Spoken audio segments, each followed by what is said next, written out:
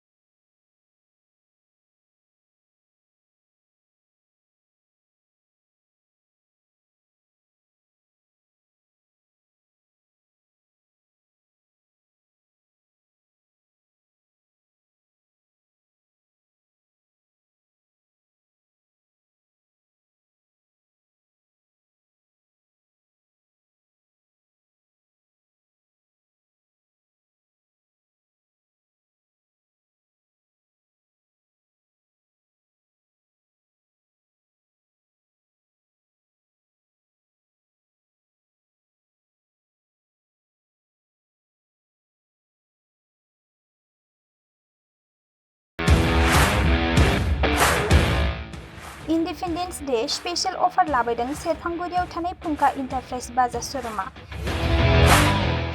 Bajaj bike सालायनो मोजां मोनग्रा सुबुंफोरनि थाखाय गाहाम खौरां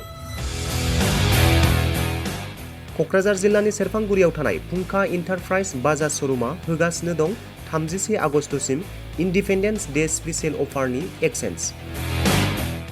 बाइक बायगिरि बिथांमोना इसेल' बिबांनि रां होग्रोनानै प्लेटिनानि मडेल बाजाज सिटीनि मडेल आरो पालसार 125 नि गासैबो मडेलनि बाइकखौ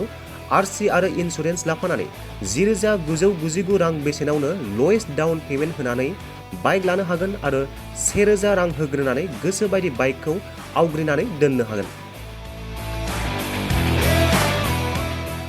सेरफांगुरि फुंखा इन्टारप्राइज बाजाज श'रुमजों लोगोसे सराइबिल फुंखा इन्टारप्राइज बाजाज श'रुमावबो बाइक बायगिरि बिथांमोना खुंफुंजानाय इन्डिपेन्डेन्स डे स्पेशल अफार लोगोसे एक्सेन्जआव फैनानै नोंथांमोननि बाजाजनि बाइकखौ लांफैनो हागोन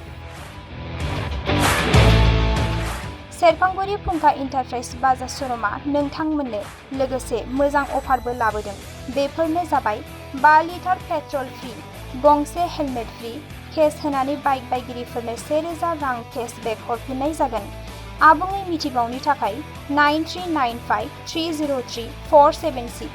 9101547892 जानबुं नम्बराव खौरां लाहरनो हागोन